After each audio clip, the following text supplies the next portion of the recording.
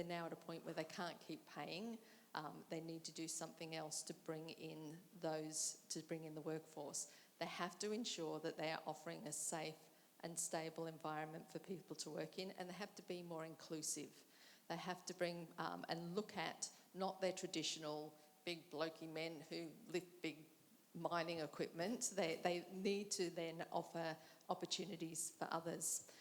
I don't know if anyone else is watching Guinea. I'm watching that with great interest, particularly because I think it's going to have a huge economic impact on Australia.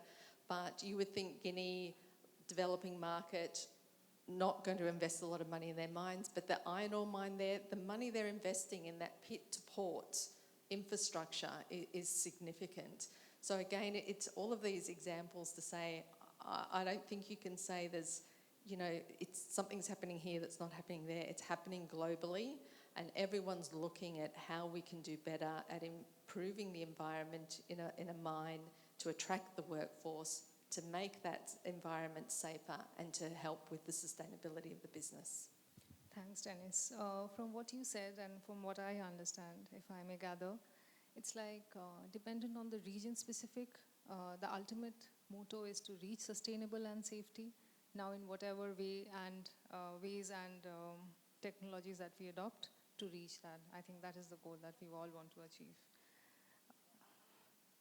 We all have net zero goals. India's aiming to get net zero by 2070, Australia by 2050.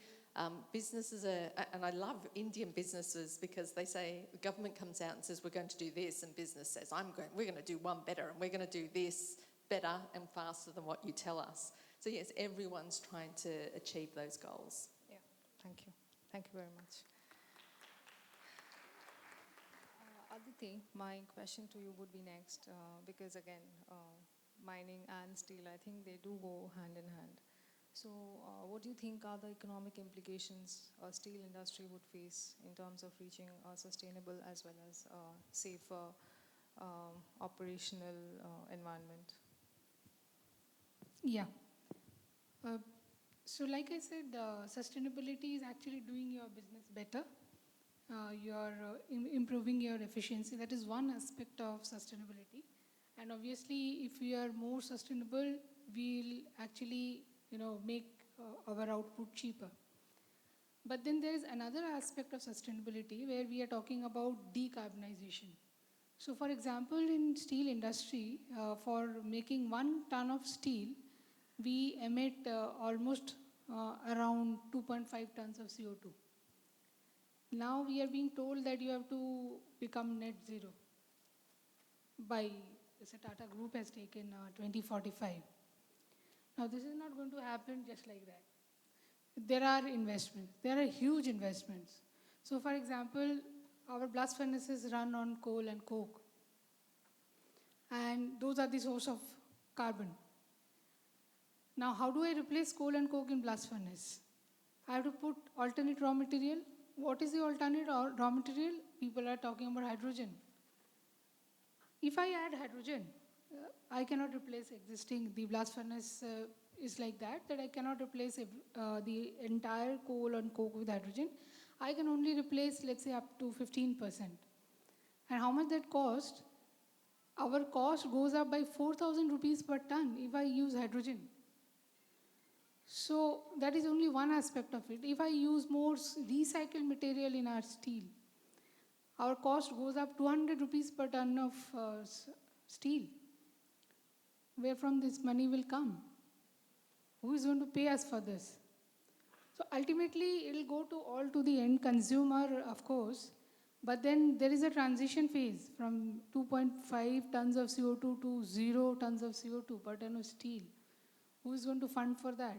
So obviously, there's a lot of economic implication of being sustainable. We are looking at the government. Government is coming up with a carbon trading scheme, very similar to what is being done in Europe, EU ETS system, where they are saying if you are more sustainable, you are saving CO2, you can actually sell those CO2 and gain some money from market. We are hoping that we get a good price of CO2 from Indian market. If we talk about Europe, their per ton of CO2 cost around The cost varies, but the cost goes as high as 100 euro per ton of CO2. Are we going to get that much of CO2 cost in India? We do not know. We are also telling our customers. So, for example, automobile industry that we supply, they also have their net zero goals. From where they are going to, their main raw material is steel, and steel is coming with so much of CO2 footprint. So they are asking for lower footprint CO2 steel, so then they have to spend money. Again, the money will come from the automobile buyer. So ultimately, sustainability in long term, what we are aiming, something like net zero, etc., will definitely increase the cost for a period where it is getting transition. But what we are expecting is, like we have seen in solar, the cost is just going south. All these technologies, when they mature, cost will definitely come down. But we have to see those phases where the cost will go up and then it will come down. So definitely it has got a lot of implication in the economy. Thanks, Aditi. I understand that it is still under process and you are still instrumenting Yes. it. Yes. So, thank you once again. Kamal, I would like to know, since we are aiming, the industry is aiming towards a workforce engagement as well in the sustainability and safety concept. So, how do you think we can make the workers feel safe in their jobs while practicing sustainability and safety in their work culture? Yeah, thanks. It's a very good question actually. If you don't have inclusion of all the levels of the society, you cannot bring a transition, whatever you talk about. So currently, if you look at the Indian scenario or the countries which are not advanced, so to say, there is a disconnect between the bottom level of employees and what management is trying to do, or the forces which are governing the country, they are trying to do, like net zero goals also. So how do you do that? Workforce engagement is one tool. Now it cannot be done overnight. It has to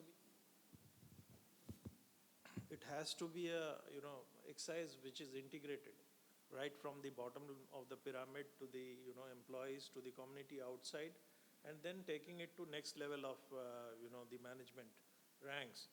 So the one way of looking at it is everybody is there to trade his skills, and do the organizations have that capacity to churn those large number of people through the training and the modules which they have, in which again AI and digitalization, they will play a great role, because from the current level you have to upgrade your workforce, whether it is a man or a woman, in a mining industry or other industry.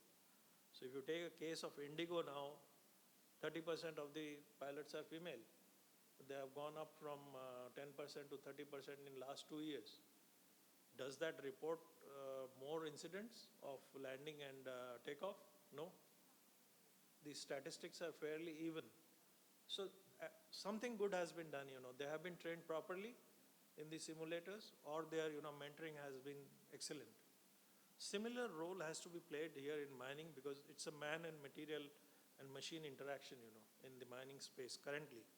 Some of the companies are doing good in India. They're trying to transition from a system of trucks and shovel and movement of large capacities to integrated in-pit crushing and conveying, in which you just shatter the strata and then you load it into trucks. Truck has a very small haul.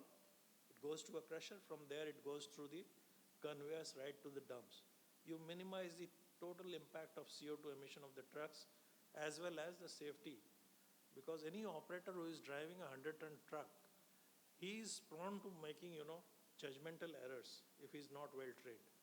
His health is one aspect, his eyesight, his attitude to works, where he's coming from, did he sleep last night or not? All those play a very vital role, in terms of the mining safety. And that's where the inclusion comes in. So the workforce has to be engaged, and that's a primary, concept of the leadership, and it has to be top-driven approach. If the commitment of the top leadership is in training and upskilling the people, it will happen. And I think that has to go to not only to employees, but to the communities also around it.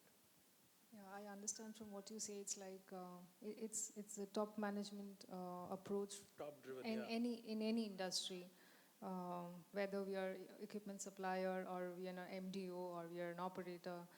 Anything has to be top driven, where they can have more women inclusified in the business, Yeah. in all aspects. Yeah, thank you. Thanks. Now, Jayashree, your company has been hugely involved in CSR activities in terms of safety and sustainability. So, would you like to speak in similar line on how and where you have been coining like sustainability and safety? Okay. So the concept of CSR is not very new to JMS because we've been doing CSR activities since our inception. Like it is more because of the vision of our promoter, Mr. Amitabh Das Mundra, who always wanted to give back to society.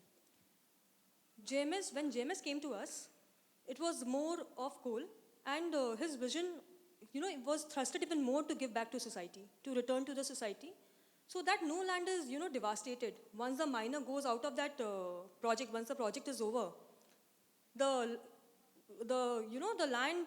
There is a very famous book that rich land and poor people.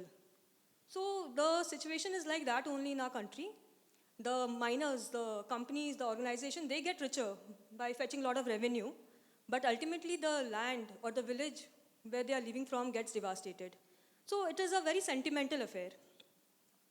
Now, JMS has recently bagged four commercial coal blocks it is Urtan North and Maiki in the state of Madhya Pradesh, and one more coal block, this Binodpur, in West Bengal.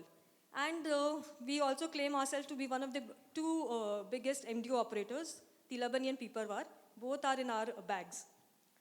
So for, starting, the commencing of this project only needs a lot of CSR activities to be undertaken. Now, there are two aspects of CSR. One is CER, that we are mandated to do. That is not when your company gets into profit that you have to do it, or it is not like you are doing something for society.